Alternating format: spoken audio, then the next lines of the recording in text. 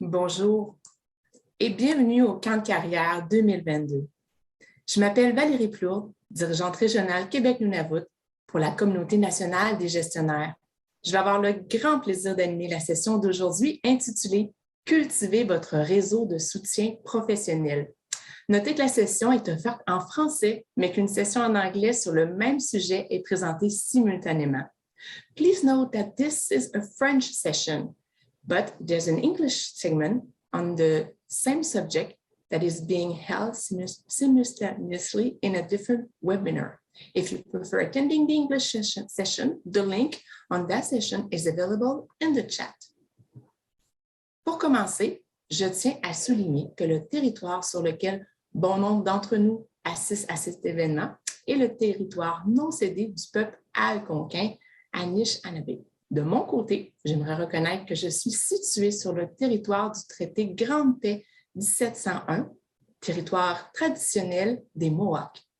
Certains d'entre vous viennent peut-être de diverses régions du pays et je vous encourage donc à prendre un moment pour reconnaître le territoire que vous occupez. Au fur et à mesure que se déroule la séance d'aujourd'hui, veuillez nous faire part de vos commentaires dans l'espace de discussion situé au bas de votre écran.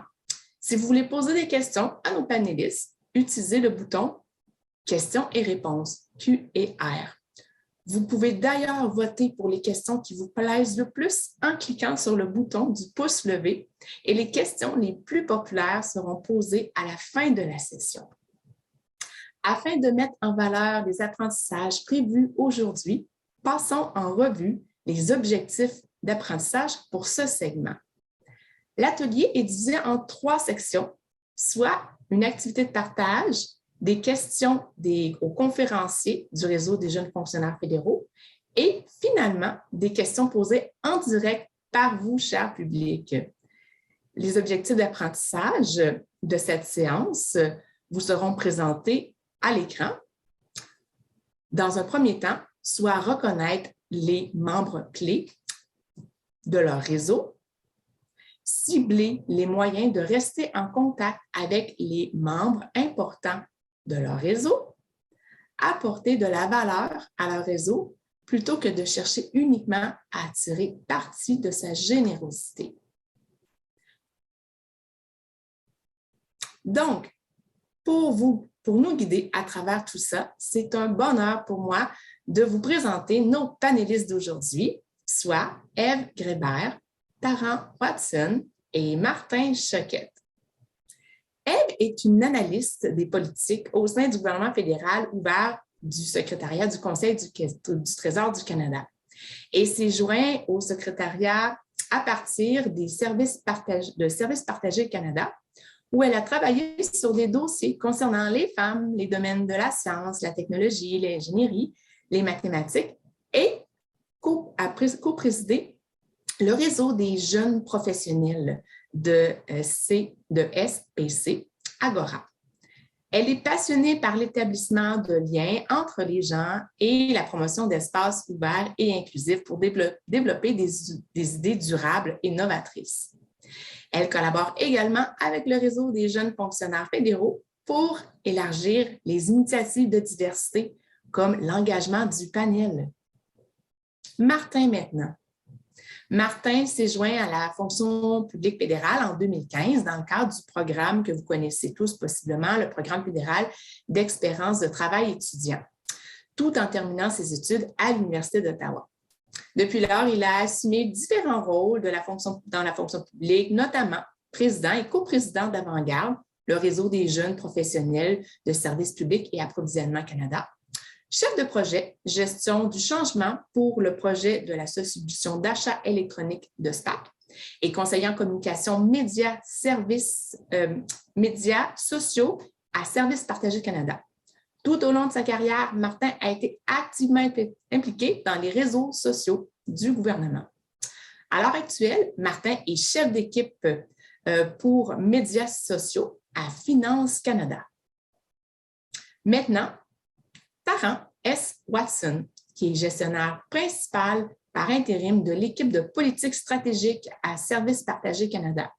En 2018-2019, il a mis sur pied le programme novateur d'agents libres du Canada au secrétariat du Conseil du Trésor, qui propose un nouveau modèle de mobilisation de la main-d'œuvre au gouvernement du Canada. Et il a travaillé auparavant dans le domaine du gouvernement ouvert au secrétariat du Conseil du Trésor, au bureau du Conseil privé, à Emploi et Développement social Canada, au programme du travail et à l'Agence des services frontaliers du Canada. Taran, c'est un ancien président de l'Institut d'administration publique du Canada, région de la capitale nationale, et il travaille au conseil d'administration de l'IAPC, la région de la capitale, depuis 2014. De 2012 à 2014, il a été coprésident national de Imagine, le réseau des jeunes professionnels de EDSC. Maintenant, sans plus tarder, débutons l'activité de partage d'aujourd'hui. On le sait, avoir un réseau peut vous aider à remplir votre rôle actuel, vous préparer à des rôles futurs ou à vous amuser tout simplement. Bien que le réseau des jeunes fonctionnaires fédéraux vous a sans doute appris déjà à créer votre réseau, comment pouvez-vous vous assurer de maintenir celui-ci? On a un petit sondage pour vous qui apparaît à l'écran et je vous invite à le compléter, ce sondage. Donc, la question, comment pouvez-vous vous assurer de maintenir et d'entretenir les relations que vous avez établies? Vous avez un choix de réponse. Donc, comment vous évaluez la santé de votre réseau professionnel, soit excellente. Il aurait besoin d'un peu d'entretien. Oups, personne ne m'a dit que je devais en faire plus. Ou encore, de quel réseau on parle ici? Alors, prenez le temps de compléter le questionnaire qui apparaît à votre écran.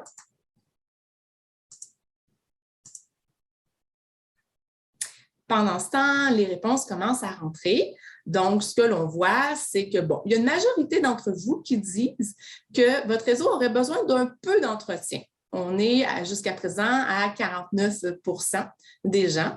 La deuxième réponse qui est la plus populaire, c'est quel réseau? De quoi qu'on parle peut-être ici, avec 29% des gens qui mentionnent se questionner un peu sur ce réseau-là, suivi de « Oups, il n'y a personne qui me dit que je devais en faire plus » à 14%. Alors, plusieurs d'entre vous ne sont peut-être pas au courant qu'on doit entretenir ce réseau-là. Et 8% de champions nous disent que la santé de leur réseau est excellente. Félicitations à ces gens pour l'entretien de votre réseau. Alors, écoutez, pendant que les résultats continuent de rentrer, si ce n'est pas déjà fait, votez de votre côté. Moi, ce que je vous propose, c'est d'aller voir ce que nos conférenciers auraient à nous dire sur les différents aspects de l'entretien de votre système de soutien professionnel. Taran, j'aurais une question pour vous afin de débuter là, cette conversation. J'aimerais savoir, selon vous, Taran, quels sont les principes de base du réseautage pour les gens qui sont peut-être moins familiers justement avec ce qu'est le réseautage ou qui se demandent de quel réseau on parle ici. Alors, merci Taran d'ouvrir cette discussion en nous parlant des bases.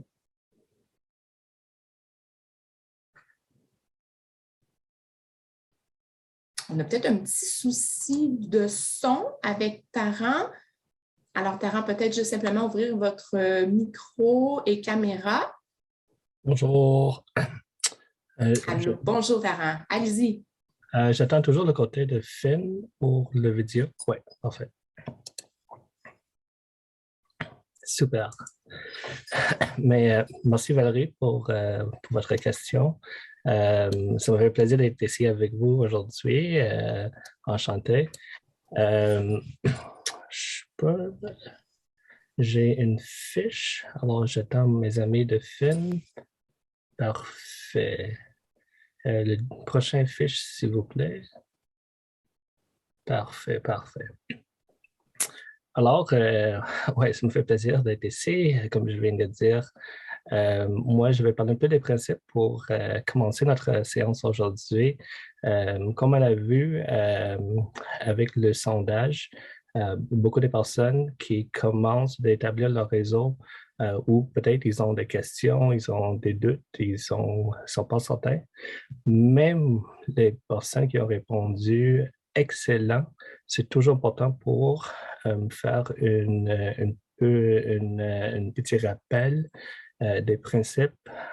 Comme ça, tout le monde sont à la même page. Alors, voici une fiche ici devant vous que j'ai créée. Moi, je ne vais pas lire les fiches, mais je vais parler un peu des 5 points, des 5 principes qu'on a ici. Premièrement, une relation, c'est vraiment, vraiment basé sur la confiance. On peut parler de n'importe quelle relation. Ça peut être une relation professionnelle, amicale, familiale, romantique. Toujours, on a besoin de la confiance, vraiment de créer cette relation. Mais la prochaine question, logiquement, c'est comment est-ce qu'on fait ça? Mais c'est facile. Tout le monde, j'ai aucun doute. Tout le monde a des amis. Puis sûrement vous avez une bonne amie, une BFF, là, on dit en anglais. Puis pensez-vous de vos expériences, puis comment vous êtes devenus des amis. Et ça commence juste en parlant avec quelqu'un. Alors, c'est peut-être toujours comme ça pour le réseautage aussi, de parler avec quelqu'un. Avant la pandémie, c'était un peu plus facile en personne. On voit des 5 à 7, d'autres activités de réseautage, puis on peut rencontrer de nouvelles personnes. Mais toujours dans ces jours-ci, en virtuel, on rencontre toujours des personnes. J'ai vu dans le chat, il y a beaucoup de personnes qui commençaient à dire bonjour. Alors, c'est une façon juste pour briser la glace. C'est pour l'hiver, alors j'aime utiliser des expressions au jour, je peux dire. Mais quand vous commencez à parler à quelqu'un, c'est important de parler pas simplement de vous, mais de poser des questions à la personne, de parler un peu de l'autre personne. Ça a déjà arrivé avec moi, je rencontre quelqu'un, puis pour comme un discours de 5 minutes, c'était comme 4 minutes 45 secondes quand on parle juste de la personne. Il me parle de son problème ou son contexte. J'oublie. Mais c'est toujours important d'avoir un discours des deux côtés. Et comme ça, vous pouvez trouver des intérêts, des expériences en commun. Et c'est une place qu'on peut commencer d'établir la confiance. Mon prochain point, de ne plus que vous recevez, moi, je trouve que c'est tellement important. Ça arrive toujours. Avant, j'étais impliqué dans les réseaux des jeunes professionnels, puis quelqu'un qui me pose des questions, peut-être il veut savoir, il cherche l'information ou il veut rencontrer quelqu'un d'autre. Pour moi, c'était toujours un plaisir de faire des connexions. Je peux les présenter à une autre personne. Comme ça, je donne plus que je reçois. C'est vraiment facile à faire. Ça dépend toujours du contexte, puis ça devrait être un peu naturel. Mais si quelqu'un a un problème ou si quelqu'un cherche quelque chose, puis me pose des questions, pour moi, ouais, ça me fait plaisir d'aider si je peux. Soyez authentique. Ça aussi, c'est important parce que si on retourne à notre premier principe ici, la confiance, si vous n'êtes pas authentique, c'est clair parce qu'on attend même dans vos voix que la personne est vraiment heureux de ce sujet ou vraiment c'était une mauvaise expérience. Alors d'être authentique, c'est quelque chose de tellement important. Et l'autre phrase, j'ai juste après, alors je vais lire cette phrase parce que je pense que c'est tellement important. Le réseautage est un art et non une science. Alors, c'est simplement à dire qu'il y a plusieurs façons de réseauter. Mes collègues vont parler un peu de ça juste après moi, mais n'inquiétez pas, ne craignez pas. Si vous avez, par exemple, vous avez plus d'occasions pour sortir pour des 5 à 7, c'est correct. Vous pouvez commencer juste à rencontrer une personne virtuellement. Et mon dernier principe, le réseautage est pour tout. Si vous êtes introvert, un extravert ou même entre les deux, un ambivert, c'est correct. Le réseautage, c'est pour tout le monde. Moi, je peux dire, moi, je suis un ambivert. Des fois, je suis vraiment à l'aise de parler avec beaucoup de gens, même en virtuel ou en présentiel. D'autres fois, vous ne me voyez pas. Moi, je suis peut-être caché sur une couverture devant la télé ou quelque chose comme ça. Et c'est normal, c'est correct. C'est important, vous, sûrement, vous connaissez de vous. Alors, si vous êtes plus à l'aise de parler, d'être un peu d'extrovert, c'est bon. Si vous êtes peut-être moins ou peut-être c'est plus intentionnel, c'est plus, ça dépend du contexte, c'est correct aussi. Et peut-être vous êtes comme moi, entre les deux, des fois un peu plus, des fois un peu moins. Et puis ça aussi, c'est correct. Alors, moi, je vais arrêter ici. Mais voilà, voilà mes principes. Et à la fin de la présentation, ouais, je vous encourage, si vous n'avez pas déjà une compte sur LinkedIn, LinkedIn, c'est vraiment le meilleur utile, meilleur média social parce que c'est un réseau professionnel. Et mon ami Martin va parler de ça. En même temps, Twitter aussi. Alors, je laisse, je laisse à vous, Valérie, et on se rencontre bientôt. Merci. Merci, Tara. Merci pour ces bases. Dans le cadre du plan de carrière, on pose les bases de carrière, mais ici, on vient de poser les bases du réseautage. C'est très pertinent, surtout pour les gens, des fois, qui ne savent pas c'est quoi nécessairement entretenir un réseau. Alors, ça part vraiment bien, cette conversation. Je propose d'enchaîner justement avec Martin.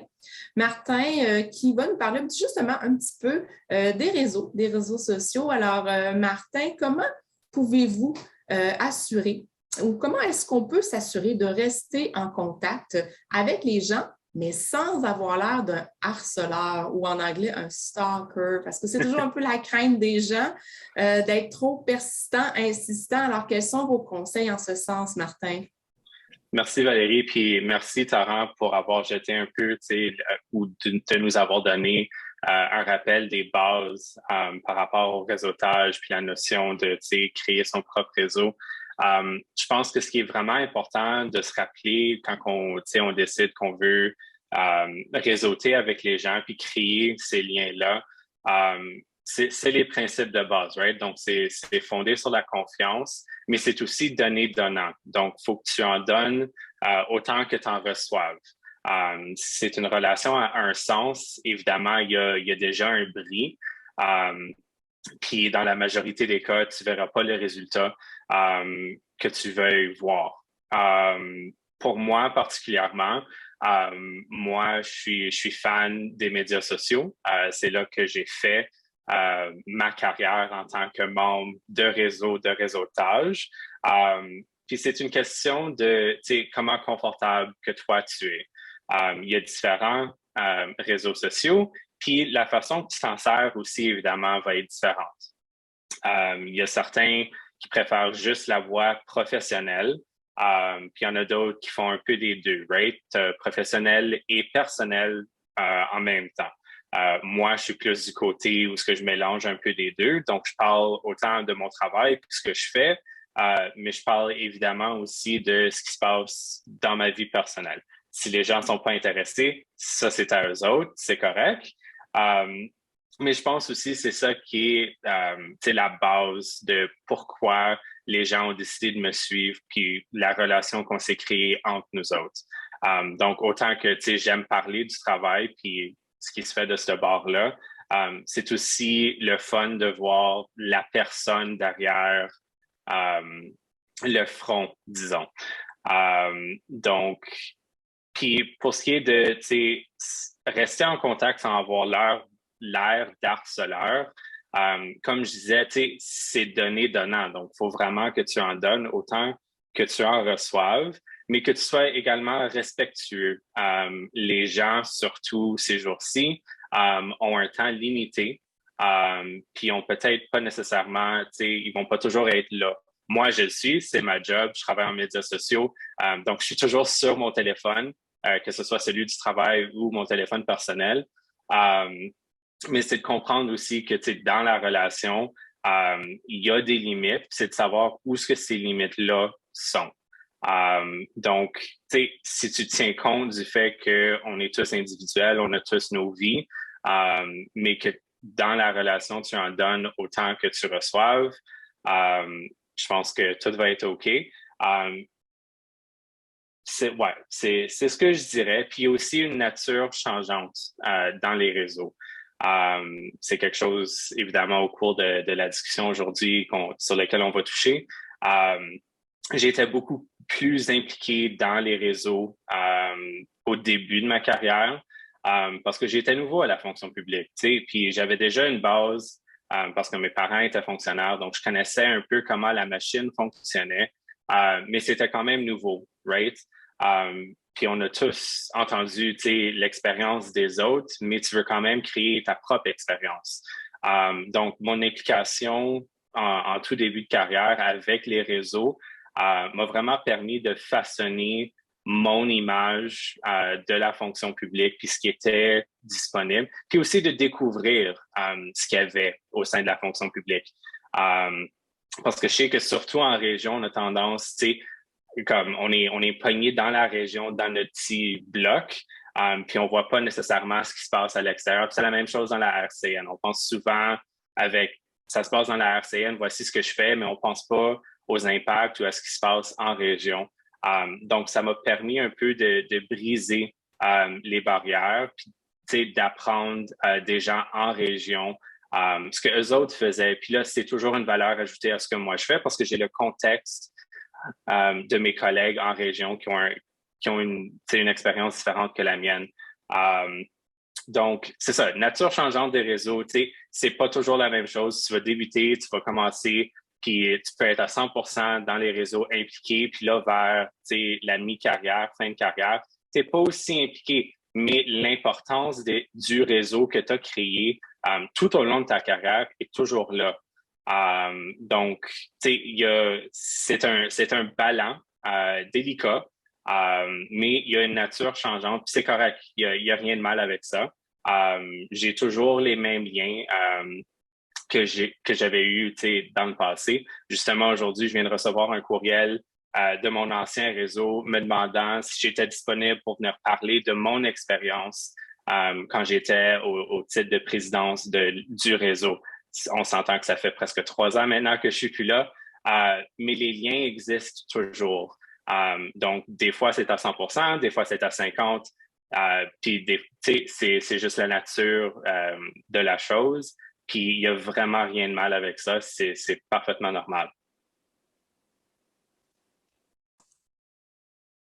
Martin, merci. Je retiens de tes mots que le réseautage, c'est quelque chose qui est changeant, qu'on s'y adapte, mais que c'est quelque chose qui nous suit aussi dans le temps, qui peut nous suivre pendant des années même. Donc, tous ces liens que l'on bâtit, un jour ou l'autre, on peut être sollicité, apporter une contribution ou apporter à quelqu'un. Alors, merci beaucoup pour cet apport sur justement davantage les médias sociaux que tu connais bien. J'aimerais qu'on se tourne vers Ève. Ève, qui va nous parler davantage peut-être du réseautage en personne. En fait, la question que j'aimerais poser à Ève, c'est Ève, comment est-ce que vous apportez ou on peut apporter une valeur ajoutée à un réseau et quels avantages est-ce qu'on peut en tirer? De votre expérience, Ève, qu'en est-il?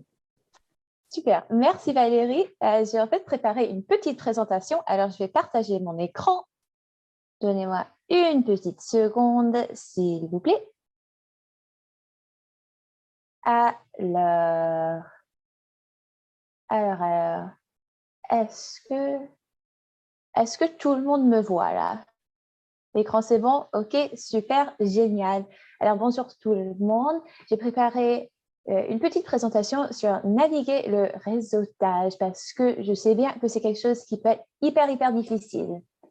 Alors, voilà. Je vais juste commencer un peu avec l'importance du réseautage parce qu'on sait bien que c'est important, mais vraiment, des fois, c'est difficile de vraiment voir genre, les gros points. Alors, pour moi, il y a 3 choses qui ressortent du réseautage. Pour commencer, c'est vraiment une chance de diversifier votre perspective.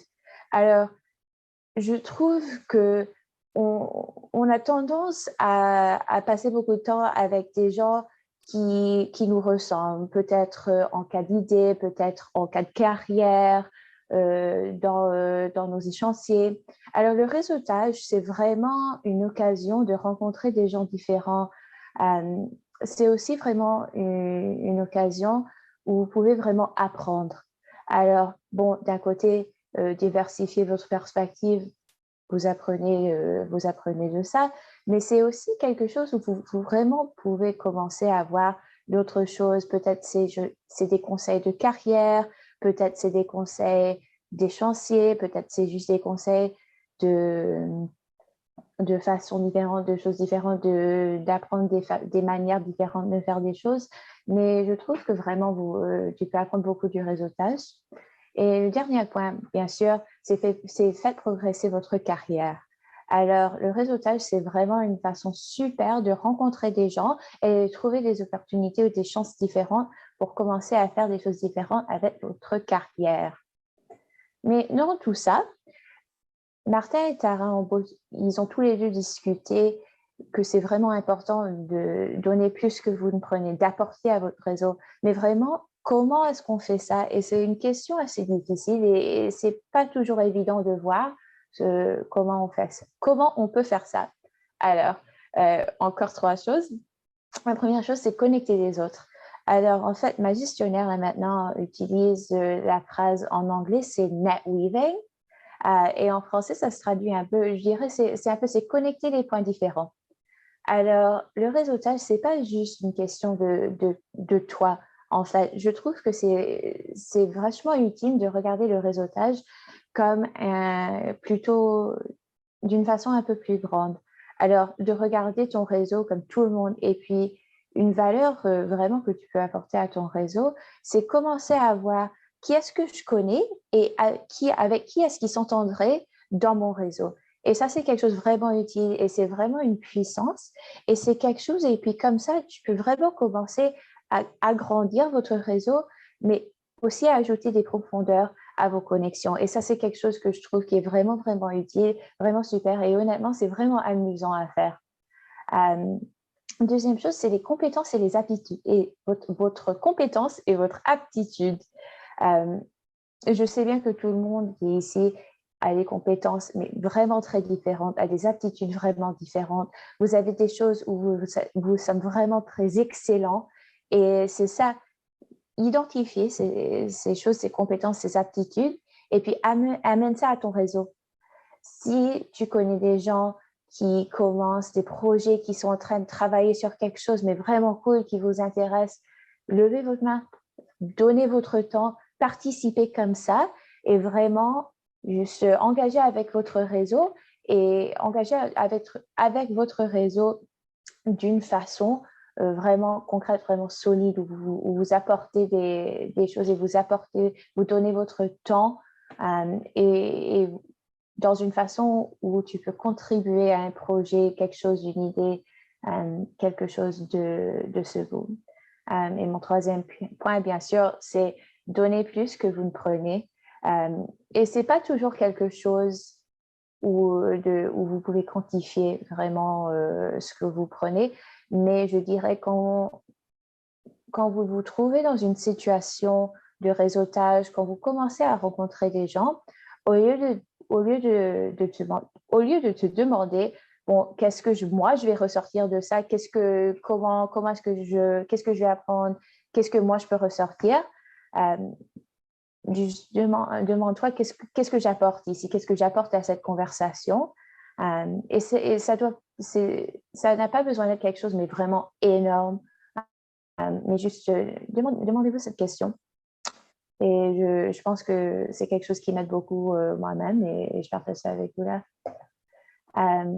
Et alors maintenant, je vais juste parler un peu des plateformes différentes du réseautage.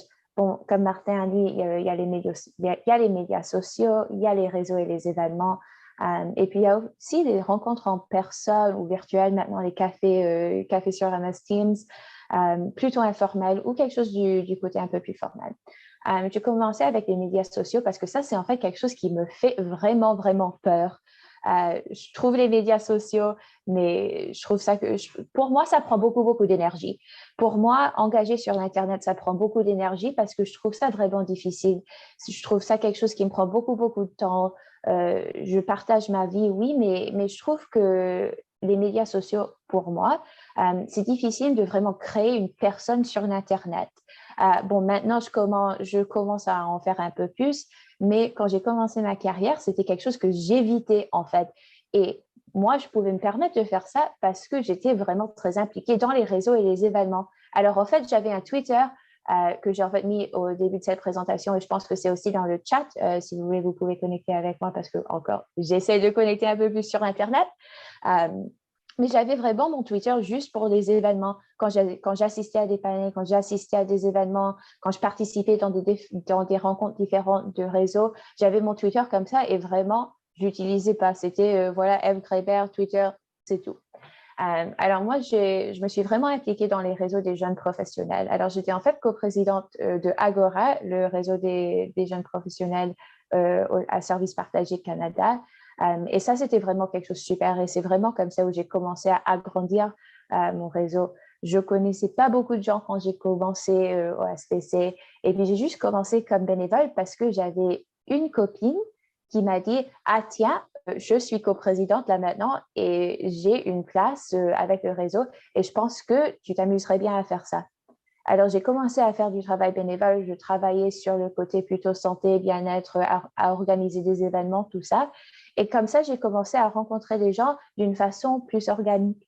Et pour moi, c'était quelque chose ça me faisait moins peur de la façon organique. Il y avait moins de pression. Et en fait, je me sentais que j'imposais moins sur les gens parce que moi, je trouve ça vraiment difficile de demander aux gens leur temps. Et je sais bien que c'est quelque chose qui est un problème dans ma tête parce que si quelqu'un me demande mon temps, si quelqu'un me demande une rencontre, j'y pense pas du tout. Si j'ai le temps, ouais, je dis oui. Et je pense que commencer à agrandir mon réseau d'une façon organique, en personne, comme ça, comme bénévole sur les réseaux, après comme coprésidente sur les réseaux, ça m'a vraiment donné la chance à commencer à mettre du l'autre côté.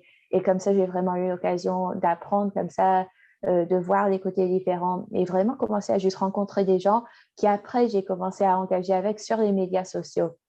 Alors ça, j'ai trouvé vraiment cool. Bon, c'était beaucoup plus facile en personne, mais même sur Internet, je vois que assister à des événements, participer dans des choses comme ça, c'est vraiment super et c'est vraiment une façon de commencer à rencontrer des gens et de faire des connexions et puis de commencer à reconnaître les figures de gens différents. Et ça m'apporte à la troisième façon, ou pas vraiment une plateforme, mais une façon de faire du réseautage, c'est des rencontres en personne ou des cafés virtuels. Et ça, je trouve que ça peut être vraiment difficile parce que tu te pointes et puis tu te demandes, bon d'accord, je suis là et en fait, on parle de quoi? Parce que je pense qu'il y a beaucoup de gens qui pensent que le réseautage, c'est seulement pour discuter l'avancement des carrières ou des choses de carrière. Et en fait, ça peut être beaucoup, beaucoup plus que ça.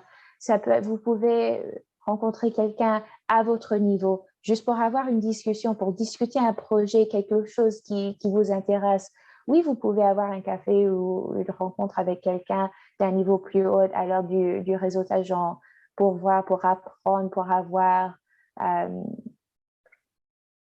le mot m'échappe là maintenant, mais en anglais, je dirais advice.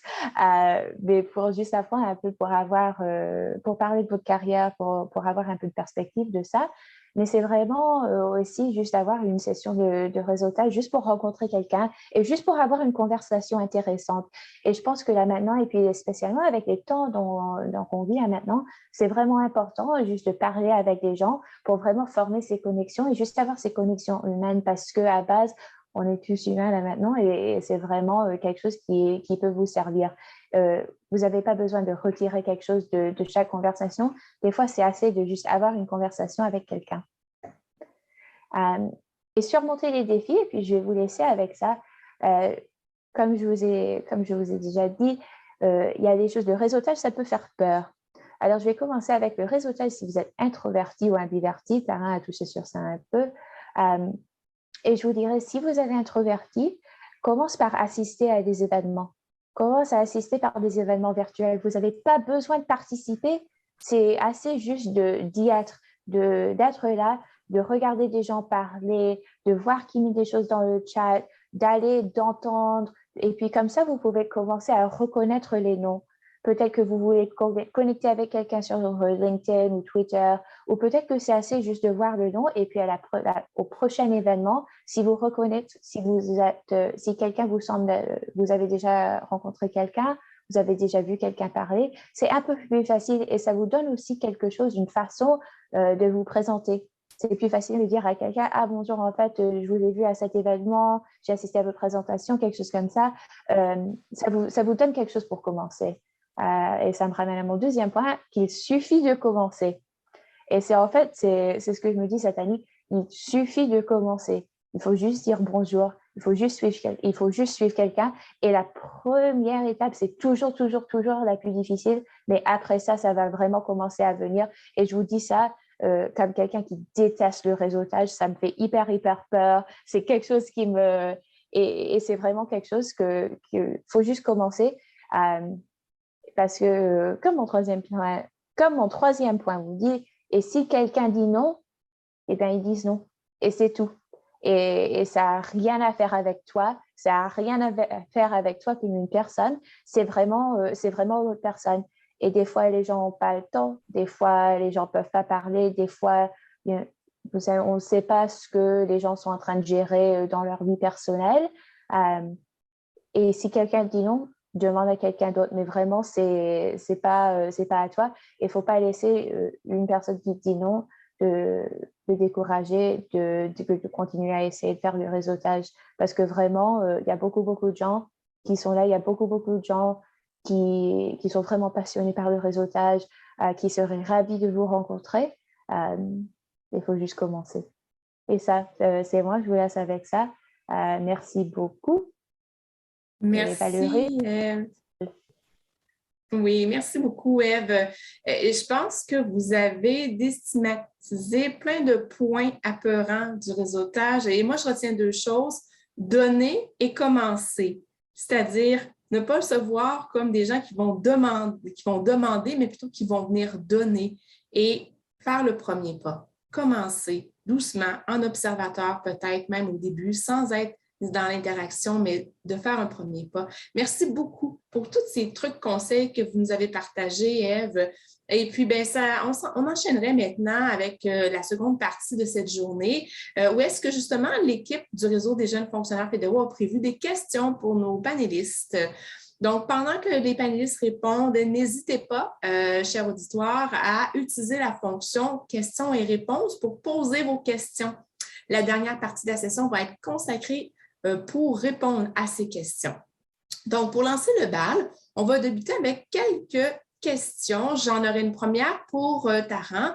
Taran, est-ce qu'il est plus important d'avoir un grand réseau ou un petit réseau bien entretenu? Alors, Taran, à vous, micro. Parfait, merci Valérie. Je vais aussi laisser un peu répondre à les questions qui sont posées dans le chat en même temps. Selon moi, c'est la qualité et pas la quantité. Alors, c'est important d'avoir des connexions, des relations, mais comme je viens de dire, basé sur la confiance. Alors, si j'ai confiance avec 5 personnes, merveilleux. Si c'est 10 personnes en plus, mais si c'est juste 2 personnes, c'est correct aussi. Alors, c'est pas un concours. C'est comme je viens de dire, c'est vraiment un art, puis pas une science. Alors, c'est ça. Mais juste pour ajouter quelques commentaires pour répondre à des questions dans le chat rapidement. LinkedIn, comme LinkedIn, je pense que c'est le meilleur réseau social pour le réseautage parce que c'est un réseau professionnel. D'autres questions, il y a des questions qui sont posées. Puis, je pense que quelqu'un a dit, je pense que c'est MTIV. Comme je viens de dire, c'est un art et pas une séance. Pour moi, j'accepte toujours tous les contacts des personnes qui travaillent dans la fonction publique ou dans notre gouvernement. Parce que même si je n'ai pas quelque chose à donner tout de suite, c'est bon pour avoir un contact.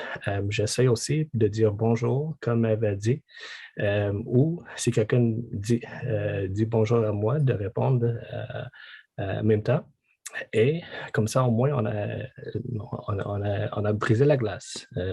Alors, je vais arrêter ici parce que je sais qu'il y a d'autres questions, mais on va retourner à des questions qui sont posées dans le chat aussi. Merci. Absolument, Taran. Continuez de nous envoyer vos questions dans la troisième partie de la rencontre d'aujourd'hui. On va y répondre. Alors, allez-y, soyez prolifiques. Et si vous n'avez pas tout de suite une réponse à vos questions, ne vous en faites pas, ça va venir. La prochaine question s'adressait à Martin. Martin, on est toujours un peu en dilemme, à savoir, est-ce qu'on doit déployer nos efforts à développer notre réseau, c'est-à-dire l'agrandir davantage, ou à le préserver, soit l'entretenir? Alors, c'est un peu l'œuf ou la poule ou l'œuf. Martin, qu'en pensez-vous? Donc, j'ai touché un peu sur la notion que la nature des réseaux que tu maintiens, puis comment tu les crées, va changer au courant de ta carrière. C'est très vrai. Moi, quand j'ai commencé ma carrière, j'avais aussi l'occasion de travailler directement au sein d'un réseau de jeunes professionnels. Donc, pour moi, j'ai vraiment étendu mon réseau aussi large que je pouvais parce que je débutais, j'en avais besoin. Mais au fur et à mesure que j'ai fait des progrès dans ma carrière, puis aussi la notion de niveau, puis le temps que tu perds parce que tu dois te consacrer plus à ton travail que le réseautage, j'en fais de moins en moins. Mais cela étant dit, il y a aussi un effort de préservation. Puis il y a aussi une autre notion que je veux apporter un peu à la discussion, c'est la notion de connexion versus connaissance, right?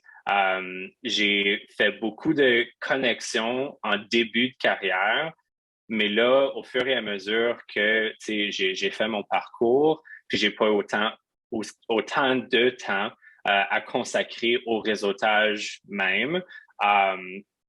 De là vient l'importance de connaissances. Donc, avec les connexions que j'ai établies tôt dans ma carrière, même si je consacre pas autant de temps à faire le réseautage, ça m'a permis quand même de faire des connexions plus tard dans ma carrière. Donc, pour répondre à la question originale, c'est les deux. Mais sachez qu'il y a une nature évidemment changeante au fur et à mesure que tu poursuis ton parcours dans ta carrière, dans ton travail. C'est toujours à double sens pour moi personnellement. Puis, juste pour donner un exemple, là, ça fait 2 ans, 3 ans que je suis plus vraiment directement impliqué au sein des réseaux dans la fonction publique, mais l'importance des connexions que j'ai faites tôt m'ont permis de faire des connaissances plus tard. Puis justement, dans mon rôle actuel, quand j'ai fait mon entretien avec l'équipe de gestion ici. Je connaissais la gestionnaire, mais je ne connaissais pas la directrice. Mais j'ai fait l'entretien avec les deux. Mais ce qui est arrivé, c'est que la directrice avait travaillé à mon ancien ministère. Donc, ils sont retournés parler à des gens de l'ancien ministère pour dire « Hey, je viens de passer, Martin en entrevue. Avez-vous juste des choses à dire, positives, négatives, quoi que ce soit? » Puis, c'était une collègue avec laquelle j'avais travaillé en passant, mais je travaillais pas avec à tous les jours. Mais j'avais quand même laissé l'impression. Donc, c'était pas autant une connexion que c'était une connaissance, mais l'importance de la connaissance puis la relation qu'on avait établie ensemble, ça s'est adonné que c'était important plus tard, parce que sans la rétroaction de cet individu-là, je serais pas dans mes fonctions actuelles. Donc, il y a une importance des deux bords. Puis, c'est vraiment, où est-ce que toi, tu es confortable? Si tu as le temps dédié à faire des connexions, fais-le. Mais si tu as seulement le temps pour maintenir les connaissances, ça, c'est correct aussi. Il n'y a rien de mal avec ça. C'est vraiment juste de savoir, combien est-ce que toi, tu peux donner versus ce que tu veux en recevoir. Donc, je retiens, Martin, il n'y a pas de réponse parfaite. Dépendamment d'où on est dans notre vie professionnelle, dépendamment du temps que l'on a, dépendamment de nos objectifs, on va pouvoir vaciller de un à l'autre selon ce que l'on souhaite, selon notre situation professionnelle. Alors, peut-être une journée, peut-être, par exemple, lorsqu'on débute dans le réseautage, certaines personnes vont préférer développer leur réseau pour ensuite être plus dans sa préservation, mais encore là, tout varie selon chaque cas de figure finalement. Merci pour la précision. Je pense qu'il y a des gens qui se questionnaient, voilà, comment investir parce que le temps est une ressource limitée, évidemment. Alors, Ève, j'aurais une question pour vous, s'il vous plaît. J'aimerais savoir que faire si je n'ai pas l'impression de contribuer suffisamment à mon réseau? Qu'est-ce que j'ai à offrir? Je viens de le dire, le temps est une ressource finie. Si je n'ai pas beaucoup de temps ou que j'ai l'impression de ne pas assez contribuer, en fait, qu'est-ce que je peux faire? Qu'est-ce que j'ai à offrir? À vous la parole, Ève. Je vous demanderai premièrement, demandez-vous si vous êtes en train de demander beaucoup de votre réseau. Parce que si vous vous sentez que vous ne contribuez pas beaucoup à votre réseau, si c'est un peu où tu es là et tu es vraiment, je ne donne pas beaucoup là maintenant, avant de vous inquiéter trop, demandez si vous êtes en train de demander beaucoup de votre réseau. Est-ce que vous demandez à quelqu'un à qui vous connaissez, est-ce que vous demandez la connaissance des autres? Est-ce que vous demandez des introductions? Est-ce que vous demandez des cafés, tout ça? Est-ce que vous êtes en train de demander beaucoup? Parce que si vous n'êtes pas en train de demander beaucoup, si vous n'êtes pas en fait en train de demander à ce moment, je dirais, vous n'avez pas besoin vraiment d'être inquiète ou de vous inquiéter par le fait que vous n'êtes pas en train de contribuer beaucoup, parce qu'en fait, c'est la réalité. Il y a des fois où tu ne vas pas avoir le temps de participer vraiment dans ce réseau. Il y a des fois où le travail va prendre tout ton temps et tu n'as pas le temps de faire ces choses. Et honnêtement, il n'y a pas de problème avec ça parce que tout le monde va ressentir ça à un point. Si vous êtes dans la position de l'autre côté où vous êtes en train de demander est-ce que tu veux prendre un café avec moi? Est-ce que vous êtes disponible? Alors en fait, je suis en train de commencer à chercher quelque chose. Est-ce que vous connaissez quelqu'un qui a peut-être une boîte? Est-ce que vous connaissez quelqu'un qui a peut-être une position? Tiens, je suis en train de travailler sur ce projet. Est-ce que tu connais quelqu'un qui peut vraiment venir s'impliquer? Ça, c'est où je commence à me demander des questions. Alors, dans cette situation, je vous dirais, demande-toi qu'est-ce qui est vraiment important. Est-ce qu'il y a des choses où tu peux commencer ou que tu peux commencer à relâcher et qu'est-ce que tu peux commencer à apporter à ton réseau?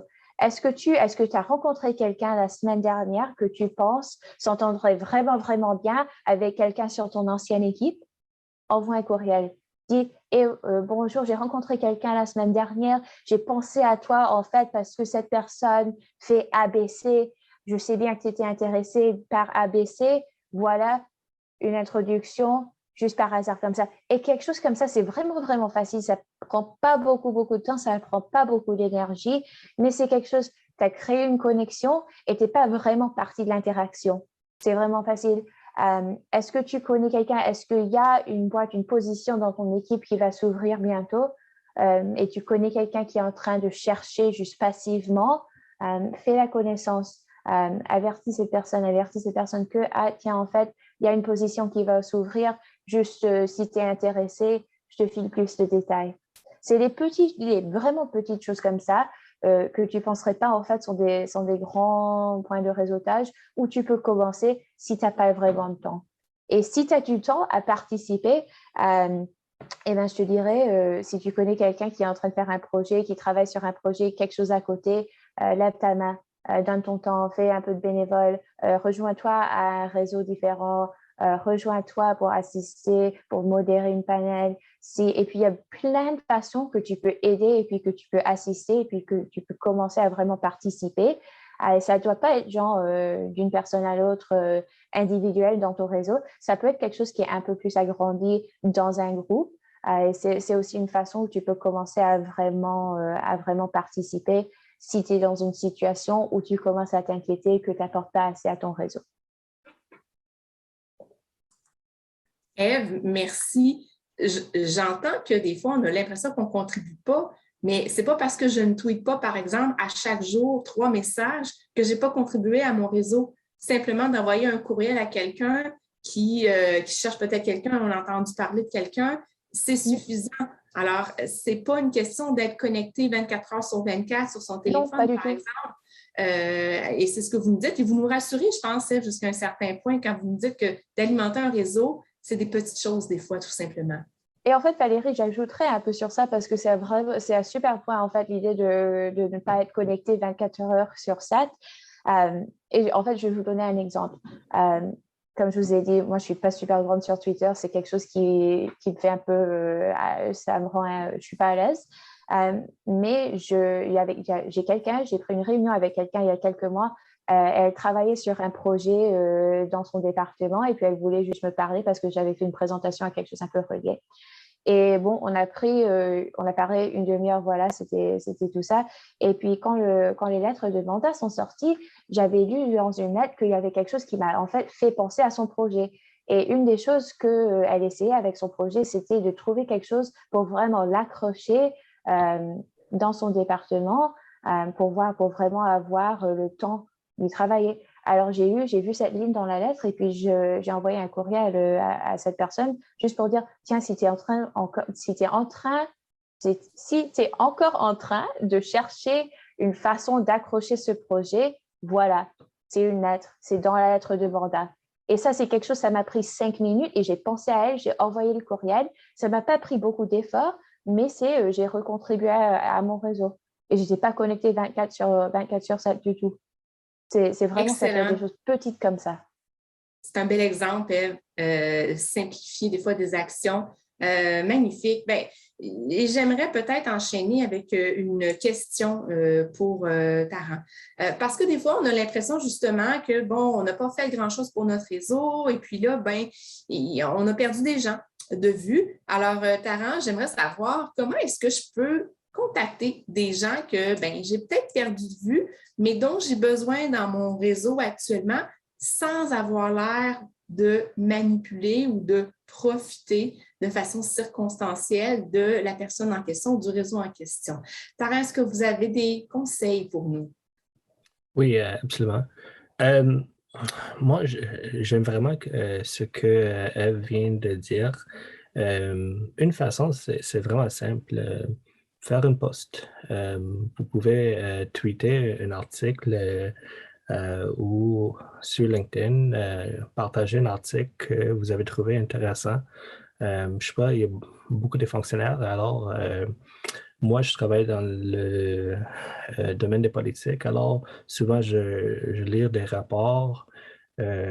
J'essaie de rester au courant avec qu'est-ce qui se passe sur la colline. Puis d'autres choses. Alors, si je partage un rapport, vous dites, hey, ça c'est un rapport tellement intéressant, c'est juste quelque chose facile à faire. Et des gens voient, ah oui, Taryn, il lit ce rapport, mais des fois, je ne lis pas au complet. Je fais des scans, mais ça arrive. Mais quand même, c'est une façon facile de partager et comme ça, vous restez parce que les réseaux sociaux en particulier, ils ont des algorithmes, puis si vous faites plus de posts, comme ça monte un peu, Martin peut parler un peu plus de ça. Si on parle en personne, j'aime beaucoup encore l'exemple de Eve. Ça arrive des fois, la même chose arrive avec moi. Des fois, je me souviens, ah oui, je parlais avec quelqu'un qui était intéressé à ça. Ah oui, puis j'ai trouvé quelque chose, puis je partage en courriel. Alors, j'ai vu une question dans les questions, est-ce qu'une courriel marche? Oui, absolument, ça marche. Je pense que c'est important d'être clair et d'être succinct en même temps. Alors, souvent, ça arrive, je reçois des longs courriels. Il y a l'expression, je ne sais pas s'il y en a en français, mais Martin peut dire, mais en anglais, il y a l'expression des médias sociaux, TLDR, too long, don't read. C'est peu pareil avec les CV. Je sais, il y a, des fois, les personnes cherchent des jobs, mais si je reçois un CV de 2-3 pages, ça marche. Plus que 2-3 pages, des fois, je n'ai pas le temps de lire. Je suis trop occupé de mon travail de jour à jour. Alors, en final, je vais simplement résumer un peu. Partager des articles, des rapports, partager quelque chose, c'est facile à faire.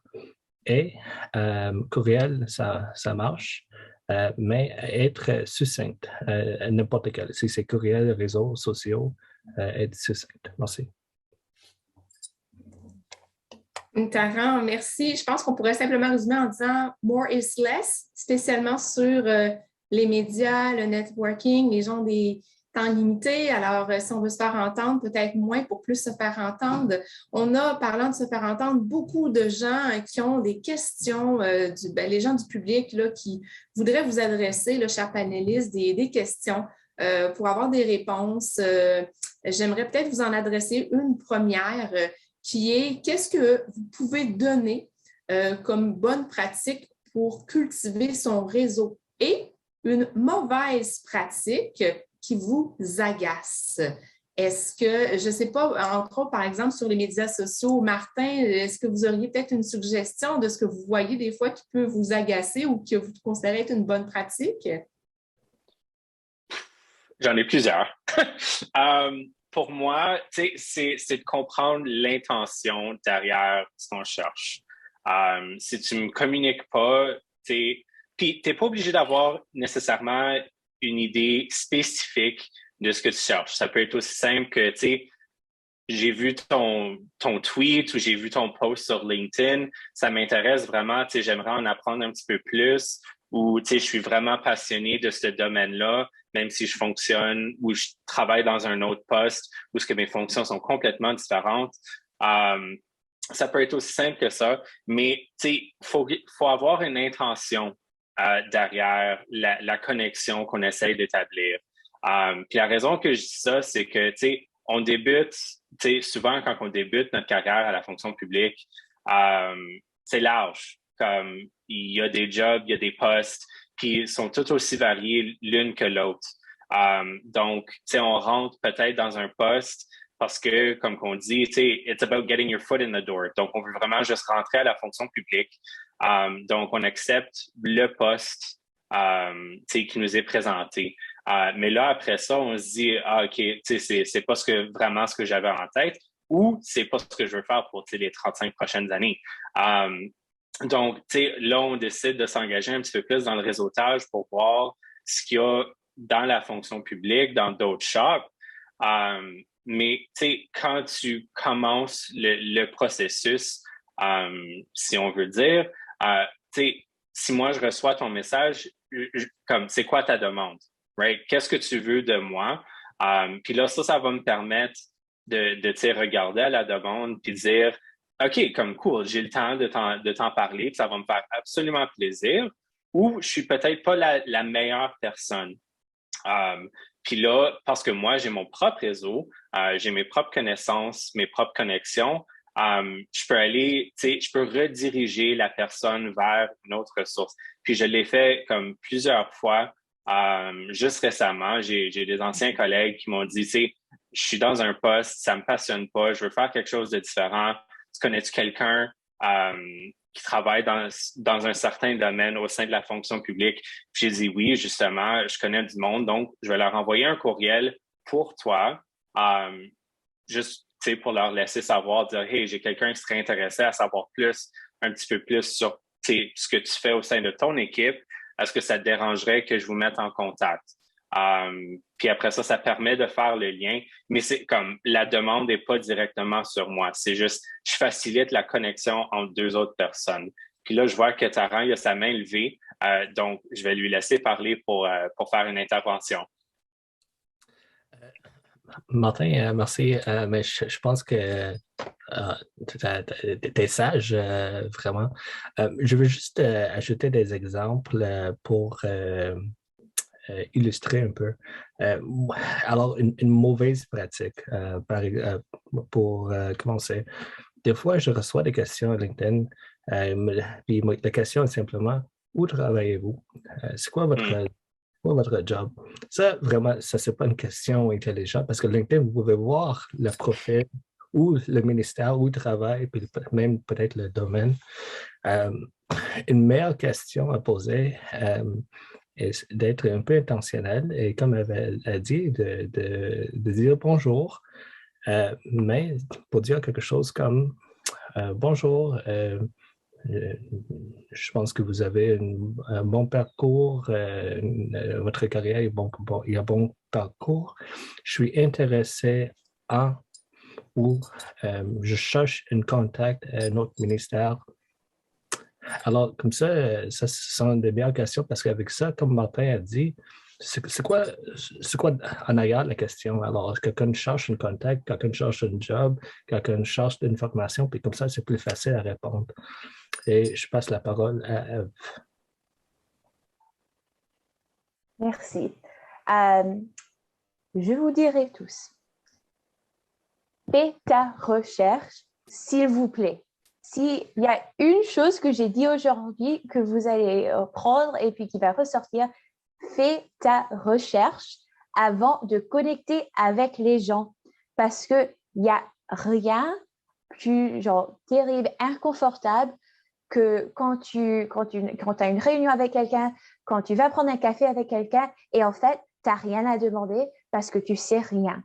Alors, si c'est une conversation avec quelqu'un qui est plutôt à ton niveau et juste une conversation parce que tu veux rencontrer quelqu'un, parce qu'ils sont sympas, bon, ça c'est une chose. Mais si c'est un café vraiment pointé pour faire du réseautage, pour apprendre, parce que tu essaies de faire une connexion, parce que tu commences à penser que peut-être tu veux changer de travail, peut-être tu veux apprendre quelque chose, peut-être tu veux aller à l'école, peut-être tu cherches un programme, quelque chose comme ça, fais des recherches avant. Regarde quelqu'un sur LinkedIn.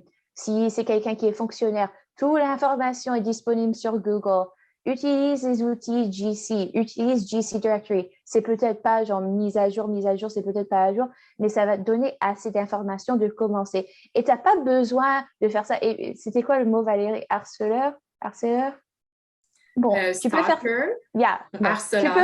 tu peux faire ça sans sembler de stalker, mais tu peux faire ça d'une façon où tu as fait ta recherche, tu sais un peu, et puis ça montre aussi à la personne avec qui que tu vas rencontrer que tu as pris le temps et puis que toi, tu as le respect pour leur temps, que tu as déjà fait la recherche et qu'il y a une raison, tu les as choisis pour une raison spécifique. Bon, je dirais ça. Et j'ajouterais aussi que dans toutes ces conversations, je pense que c'est vraiment important de penser à faire descendre l'ascenseur. Alors, s'il y a quelqu'un dans ton réseau qui t'a amené, qui t'a élevé d'un niveau, qui a fait la connexion, comme Martin disait, comme Taran disait, demande-toi qui est-ce que tu peux retourner et venir et puis élever à ton niveau. Parce que je trouve ça vraiment, vraiment important. Et s'il y a quelqu'un qui te donne une chance, s'il y a quelqu'un qui te fait une connexion et puis ça t'apporte quelque chose, je trouve ça vraiment, vraiment important de te demander comment est-ce que tu peux faire ça pour quelqu'un d'autre. Et ça peut être quelque chose vraiment, vraiment simple comme une connexion. Et ça, je dirais, ça, c'est une des meilleures pratiques. Wow! J'espère que vous avez retenu plein de conseils ici de nos panélistes. Faites vos recherches. On dit toujours aux gens, préparez-vous pour une entrevue. Bien, ça s'applique peut-être au réseautage. Préparez-vous pour une rencontre de réseautage. Hein? C'est de la base, mais en même temps, bien, quand on commence, c'est peut-être quelque chose à pratiquer. On a une autre question ici du public. Là, je tiens à tous vous rappeler qu'on est dans la section des questions posées en direct par le public. Donc, n'hésitez pas à aller rajouter vos questions dans la section Q&R, donc questions et réponses au bas de votre écran. Et puis, vous pouvez aussi voter, continuer à voter pour les questions que vous trouvez les plus pertinentes en utilisant le pouce en l'air. On enchaîne donc avec une prochaine question. C'est une question qui est un peu longue. Je vais la lire en entier. Donc, pouvez-vous donner des exemples concrets de comment rédiger un message d'invitation à se connecter sur les médias sociaux qui permet de démontrer les bénéfices d'une relation professionnelle avec la personne d'intérêt. Donc, on cherche du concret ici, chers panélistes. L'exemple ici, sur mon profil LinkedIn, je demande aux gens qui veulent se connecter avec moi de se présenter et d'expliquer comment je pourrais les aider. Malheureusement, je reçois des invitations avec le message gabarit I'd like to add you to my professional network on LinkedIn. Donc, après avoir survolé leur profil, je fais le suivi, mais je ne reçois pas de réponse pour une grande majorité. Donc, en fin de compte, je finis par ignorer ces invitations car ça ne m'intéresse pas d'augmenter le nombre de connexions ou de diminuer la valeur de mon réseau. C'est un concept assez intéressant, la valeur de son réseau.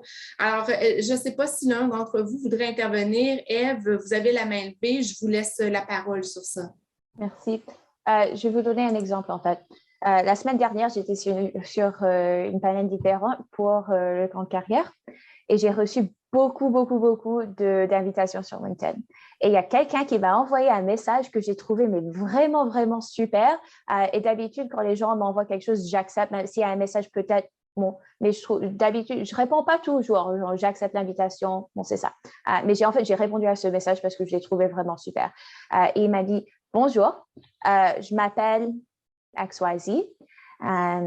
J'ai assisté à ta présentation aujourd'hui et j'ai vraiment, vraiment ressenti ce que tu as dit sur XYZ. Et puis, il a mis mes mots et c'était quelque chose qu'il avait vraiment ressenti. Et il m'a dit, ça serait vraiment super de se connecter pour des opportunités s'il y a quelque chose qui se passe dans le futur. Et puis, il a laissé son nom. Et j'ai trouvé ça super parce que, bon, il s'est présenté. Il a en fait vraiment vu ce que j'avais fait. Il y avait quelque chose qu'il avait vraiment ressenti. C'était un message personnel. Et puis, c'était pas « je veux connecter là maintenant, je cherche quelque chose là maintenant », mais c'était « ça serait vraiment super de se connecter pour le futur ». Et j'ai trouvé ça vraiment super. C'était vraiment court. C'était vraiment gentil. C'était vraiment personnel. Et j'ai vraiment trouvé que c'était super bien fait. Alors, pour vous donner genre une petite recette pour faire ça, bonjour, présente-toi. S'il y a quelque chose qui a ressorti, si tu as dit « je t'ai vu sur mon LinkedIn, je t'ai vu sur Twitter, j'ai vu que tu avais fait ça, j'ai trouvé ça super cool, j'ai vu que tu as fait de la recherche avec ce professeur que je connaissais de l'université », genre une petite ligne qui montre à la personne à qui tu envoies la demande qu'il y avait quelque chose, qu'il y a une raison vraiment que tu veux connecter, que tu veux faire leur connaissance. Et puis tu dis genre merci, le futur comme ça. Tu n'as pas besoin de demander une réunion, tu n'as pas besoin de demander un café, mais juste quelque chose pour dire voilà la personnelle. Et puis comme ça, tu vas te souvenir de cette personne qui t'a envoyé cette demande. Et c'est plus facile dans le futur si tu veux vraiment connecter avec quelqu'un, si tu veux en fait faire leur connaissance en personne ou virtuellement comme ça. Tu as commencé comme ça. Alors je dirais présente-toi, petite ligne pour l'occasion. Et puis, pour le futur et ton nom. Et c'est tout. 1, 2, 3. Magnifique, Ève. C'est vrai, hein? Quoi de plus ennuyeux que de recevoir un message générique? On se sent comme un numéro parmi tant d'autres, alors que quand on reçoit un message personnalisé, une carte, un message avec notre nom, avec quelque chose qu'on a dit, la tentation est beaucoup plus grande d'y répondre. Alors, Je retiens, et merci du conseil, Ève, personnaliser les messages que l'on envoie et ne rien envoyer de générique ou de préformaté. Voilà. Eh bien, écoutez, on a tellement d'autres questions. J'aimerais peut-être ça en adresser d'autres à nos deux autres panélistes aussi. On en a une ici. Comment créer une ouverture vers des organisations différentes de la nôtre quand nous n'avons pas de contact dans la fonction publique autre que nos collègues?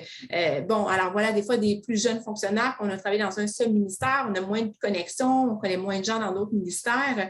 Qu'est-ce que vous recommandez? Taran, j'aimerais peut-être vous tourner la question parce que, bon, vous avez travaillé dans plusieurs réseaux professionnels. Est-ce que vous avez quelque chose que vous pourriez suggérer à cette personne? Oui, avec plaisir. Premièrement, impliquez-vous dans votre réseau des jeunes professionnels dans votre ministère. Finn est toujours là, mais si vous travaillez à TBS et Renaissance, Emploi Droit social, c'est Imagine, ici, Service Partagé Canada, c'est Agora. Dans chaque ministère, il y a un réseau. Deuxièmement, si vous ne connaissez pas quelqu'un dans un autre ministère, peut-être c'est un ministère très petit, par exemple, je sais pas, je dis le CRTC, j'oublie en français, désolé. C'est une petite agence et si je connais pas quelqu'un, première chose que je fais, je check dans mon LinkedIn. Est-ce que je connais des personnes qui travaillent à CRTC? Je mets CRTC. Puis des fois, je trouve des personnes qui ont déjà travaillé là. Si c'est quelqu'un que je connais bien, je lui demande hey, est-ce que c'est possible de me connecter avec quelqu'un au CRTC dans le domaine des politiques ou dans un autre domaine? Sinon, on sait que beaucoup de jeunes professionnels, ils commencent avec un réseau de base. Comme j'avais dit au début, impliquez-vous dans votre réseau de jeunes professionnels. Alors, posez des questions à des leaders des réseaux de jeunes professionnels dans votre ministère. Alors, si Martin est toujours président de son réseau à SPAC, je lui pose des questions. Hey, Martin, hey, je suis peu timide, mais je vous pose une question. Je suis tellement intéressé dans le CRTC. Je regarde le Netflix toujours. Mais malheureusement, je ne connais pas quelqu'un là. Pouvez-vous, s'il vous plaît, s'il te plaît, me connecter avec votre homologue de réseau des jeunes professionnels de CRTC? Et Martin, je sais, Ève, je sais, puis il y a d'autres, quand j'étais président aussi, ça me fait plaisir de présenter quelqu'un à quelqu'un d'autre. Alors, voilà ma réponse dans des cas comme ça. Merci. Super, vraiment. On se rend compte qu'il y a beaucoup des fois de barrières pour les gens qui veulent réseauter, qui veulent networker, surtout des fois en début de carrière. Alors, tous ces conseils-là sont vraiment pertinents. Merci, Taran, pour cette réponse. On a une autre question ici qui nous vient d'Isabelle. Voilà, comme nouvelle fonctionnaire, je remarque qu'il y a plusieurs collègues qui ne se trouvent pas sur LinkedIn. Comment pouvoir élargir son réseau dans cette situation? C'est vrai que ce n'est pas tous les fonctionnaires fédéraux qui sont sur les médias sociaux en général. Alors, qu'est-ce qu'on fait pour rejoindre ces gens-là? J'aimerais ça tourner cette question-là peut-être à Martin, Martin spécialiste justement des réseaux sociaux. Votre conseil, Martin, sur cette question? Comme tu as mentionné, il y a plusieurs fonctionnaires qui choisissent activement de ne pas maintenir une présence sur les médias sociaux. Puis ça, c'est correct. C'est à chacun de décider pour eux-mêmes s'ils veulent participer, puis de quelle façon. Donc, comme je mensonnais, il faut évaluer ton niveau de ce que tu es confortable de faire versus ce que tu ne l'es pas. Donc, si tu décides que tu veux aucune présence sur les médias sociaux, il n'y a aucune crainte de ce côté-là, tu y as droit. Mais ce que je te dirais, si tu te retrouves dans une situation où tu veux élargir ton réseau, mais avec des collègues qui se retrouvent pas sur les plateformes quelconques, trouve les autres occasions qui sont offertes pour faire du réseautage. On en parle beaucoup, mais les réseaux de jeunes professionnels sont tellement importants. Il y a évidemment aussi la communauté nationale des gestionnaires. Eux autres sont là pour cette composante-là. Puis je pense que, une des craintes, c'est que on a tendance à penser que les réseaux de jeunes professionnels, c'est juste pour les jeunes. C'est pas le cas. Les gens comme les plus impliqués que j'ai vus au sein de mon réseau quand j'étais à SPAC, c'était des gens que ça faisait 10-15 ans qui étaient déjà à la fonction publique, qui voulaient faire de plus, qui étaient prêts à faire quelque chose de différent en plus de leur fonction dans leur poste. Donc, je te dirais la même chose pour la communauté nationale des gestionnaires. C'est ouvert à tous. C'est vraiment, ça dépend de ce que tu cherches à faire. Puis, si ça peut pas se faire à travers les médias sociaux, il y a un réseau qui existe à quelque part pour que tu puisses t'impliquer au niveau auquel tu es confortable. Donc, les opportunités sont là. C'est vraiment d'aller les trouver.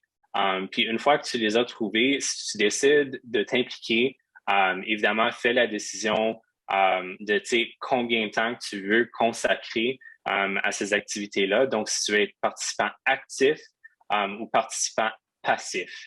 Puis quand je dis actif, ça serait de t'impliquer au sein du réseau de façon directe. Donc, certains ont des comités pour les événements, d'autres pour du marketing, élaboration de politique, quoi que ce soit. Mais du côté passif, ça serait juste d'assister aux événements qui sont organisés. C'est super simple à faire. Normalement, ça ne demande pas beaucoup, mais c'est super important que tu le fasses. Puis si tu ne connais pas le réseau qui existe au sein de ton organisation, les chansons que il y a une page web de Finn à quelque part qui va être capable de te le dire. Ou si tu connais des gens dans divers ministères, pose-leur la question, envoie-leur un message. Hey, tu connais-tu, y a-tu un équivalent à ce réseau-ci là-bas? Ou tu connais-tu quelqu'un qui est impliqué au niveau des réseaux au sein de cette organisation-là? Donc, le réseautage n'est pas obligé de se faire à travers les médias sociaux si tu ne veux pas. Puis ça, c'est correct. Mais il y a d'autres façons de le faire qui sont tout aussi importantes. Martin, superbe. Vraiment, il y a d'autres façons. Oui, il y a ça, mais il y a plein d'autres façons. En effet, je voudrais peut-être rajouter un petit commentaire sur la communauté nationale des gestionnaires dont tu parlais. Oui, la communauté vise les gestionnaires, mais également les aspirants gestionnaires. Alors, si vous êtes un aspirant gestionnaire, vous aspirez à un poste de gestion, la CNG peut également vous offrir, vous desservir des services, de l'implication également, des micro-missions des fois qui peuvent se faire aussi chez nous. Alors, si vous êtes interpellé, n'hésitez pas à nous contacter, mais il y a plein d'autres réseaux aussi. Et continuons peut-être justement avec une question. Oh, Taran, je vois que vous avez une main levée. Est-ce que vous voulez compléter cette réponse? Oui, s'il vous plaît. Juste pour ajouter un point à Martin, je suis complètement d'accord avec Martin, premièrement. Ensuite, je veux dire, il y a aussi des réseaux sociaux du gouvernement, les outils GC. Moi, je cherche toujours des nouveaux amis sur JC Collab. J'en ai pas assez des amis encore. Et il y a toujours JC Connect aussi. Alors, ce sont des réseaux du gouvernement du Canada, des outils GC, GC Tools en anglais. Et on utilise souvent pour connecter avec des gens. Puis il y a des personnes qui ne sont pas à l'aise de créer un compte de LinkedIn ou Twitter ou d'autres médias sociaux, mais ils sont plus à l'aise de créer un compte sur un outil GC. Alors, pour répondre à la question de personnes, si vous ne trouvez pas votre collègue ou ami sur LinkedIn, peut-être chercher au GC Collab ou GC Connect. Merci. Quel bon point, Taran. On l'oublie souvent, la suite GC, GC Connect, GC Collab, bientôt GC Exchange. à ne pas négliger. C'est vrai que beaucoup de gens de la fonction publique fédérale sont sur ces sous-groupes, ces groupes-là. Alors, allez explorer. Assurez-vous d'avoir des comptes qui soient à jour également. Merci. Excellent point supplémentaire, Taran. Alors, écoutez, la prochaine question est, et je pense, en tout cas, moi, quand j'étais jeune fonctionnaire, dans mes tout débuts, je me posais souvent cette question-là, à l'ère où il n'y avait pas autant de médias sociaux. Quand on parle de réseautage, on se limite souvent à des gens aux fonctions similaires, connexes, à notre niveau aussi, souvent. Est-ce que vous avez des conseils pour créer et maintenir un réseau ou une connexion avec des gens de la haute gestion? Vous savez, ces gens-là qui nous paraissent tellement inaccessibles lorsqu'on est peut-être en début de carrière, en mi-carrière. Qu'est-ce que vous nous suggérez? Je ne sais pas si un d'entre vous aurait une idée là, de réponse pour cette question. Ève? Oui. Premièrement, je vais commencer par vous dire que j'ai eu beaucoup de chance avec ça. J'ai eu de la chance quand j'étais vraiment au début de ma carrière. Et quand je dis ça, ça fait 3 ans que je suis dans la fonction publique comme employée à temps plein et ça fait 2 ans que j'ai fini mon bac. Alors, je suis quand même au début de ma carrière, mais j'ai eu beaucoup de chance où j'ai travaillé sur des équipes, où c'était sur des projets où j'avais l'accès à la haute gestion.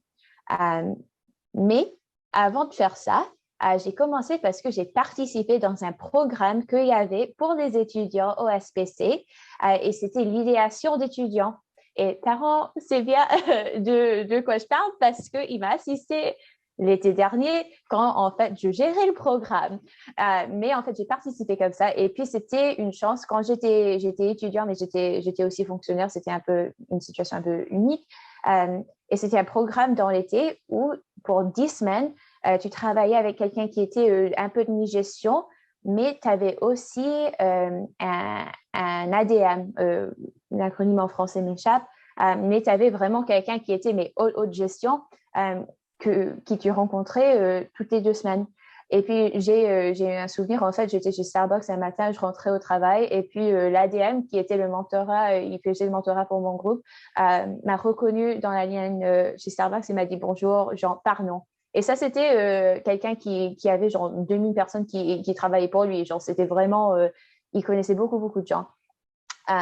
Mais cet exemple à côté, je dirais que c'est vraiment utile d'essayer de vous rappeler que en fait, l'autre gestion, ils sont des personnes aussi, quoi. Ils sont humains.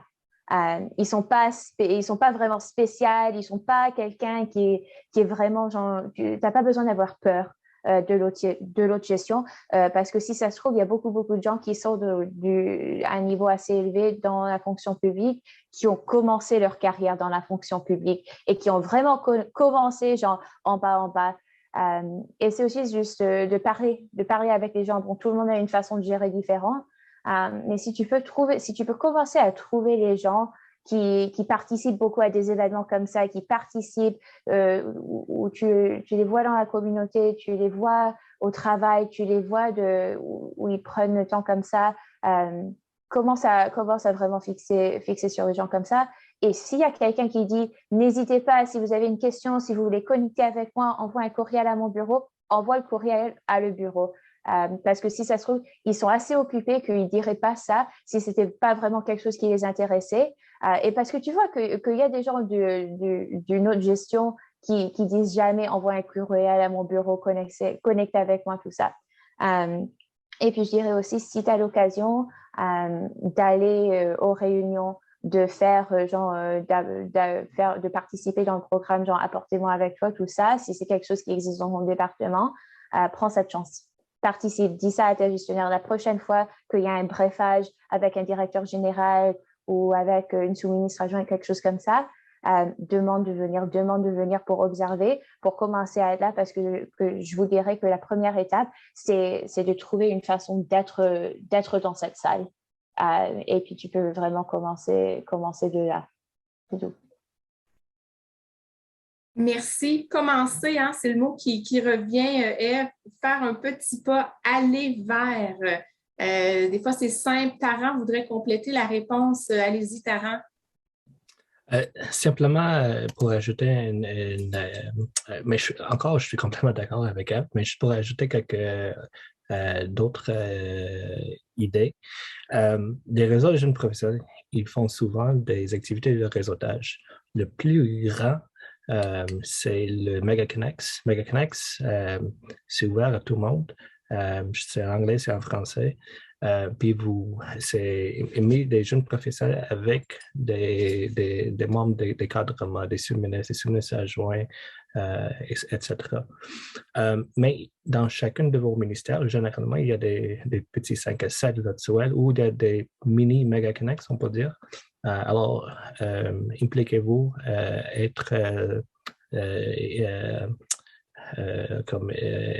inscrivez-vous pour des courriels, pour de l'information. Et Maud a partagé aussi comme pour le NCRYPN, ils font des activités de réseautage comme ça aussi. Alors, juste pour ajouter d'autres options. Merci. MegaConnex, c'est vraiment en effet une opportunité intéressante que tout le monde devrait avoir à son agenda, définitivement. Alors, écoutez, il nous reste tout juste 1 minute à cette présentation. Martin, est-ce que tu aurais voulu clore sur une dernière note pour cette question? J'allais justement juste répéter un peu les points que Taran et Eve nous ont donnés. C'est que les opportunités sont là. Mais il faut que tu fasses ta recherche, il faut que tu ailles les trouver, il faut que tu t'impliques. Je sais que quand moi j'étais à SPAC, on organisait des dîners causeries avec les membres de la haute gestion. Je sais qu'à SPC, ils organisaient un café avec la vice-présidente dans le temps, mais aussi avec le président. Donc, les occasions sont là. C'est juste qu'il faut que tu t'impliques, il faut que tu ailles trouver ces occasions-là. Puis profite-en, comme que Eve l'a dit, si un membre de la haute gestion te dit, si jamais tu as des questions ou tu veux parler, envoie-moi un courriel. Comme ils viennent juste de te donner carte blanche, fais-le. Puis je sais qu'en début de carrière, c'est gênant, tu te sens intimidé parce que envoyer un courriel à un membre de la haute gestion, tu te fais dire, fais jamais ça. Dans un certain contexte, c'est approprié. Donc, s'ils t'ont donné permission de le faire, absolument fais-le. Tu ne regretteras pas les conversations que tu as avec ces gens-là. Puis comme Eve a dit également, c'est des personnes comme, oui, ils ont un titre, puis ils se font payer un peu plus que nous autres. Mais en fin de compte, ils ont tous commencé à la même place que nous autres dans la fonction publique, puis se sont rendus à un certain point à cause de leur expérience. Donc, si tu as l'occasion vraiment de discuter avec ces gens-là, puis d'apprendre de leur connexion, puis de leur expérience, absolument fais-le. C'est les meilleures expériences que j'ai eues au sein de la fonction publique depuis que je me suis joint. Merci beaucoup, Martin. Écoutez, on avait encore bien d'autres questions auxquelles on aurait voulu répondre. On aurait pu s'en parler encore pendant au moins 1 heure du networking, d'entretenir son réseau. Mais voilà, on arrive à notre fin. Et puis, pour conclure, justement, j'aimerais vous remercier tous et toutes de vous être joints à nous aujourd'hui. Un merci tout spécial à nos incroyables panélistes, des trucs, des conseils. J'espère que vous en avez pris en note, que vous allez en appliquer. Les liens vers les ressources d'aujourd'hui se trouvent sur la page wiki du camp de carrière. Alors, n'hésitez pas à aller y faire un tour et le lien est maintenant partagé aussi dans l'espace de discussion. N'oubliez pas aujourd'hui que vous pouvez assister à d'autres sessions du camp de carrière, dont le segment « Relier votre plan d'apprentissage à vos besoins en le construisant de façon stratégique ». Truc à ne pas sous-estimer le plan d'apprentissage. Celui-ci débutera à 15 heures aujourd'hui, heure de l'Est. Et n'oubliez pas demain, le super panel du camp de carrière. Demandez-nous ce que vous voulez. Dès 13 heures, heure de l'Est toujours. Encore une fois, merci d'avoir été des nôtres et bon camp de carrière 2022.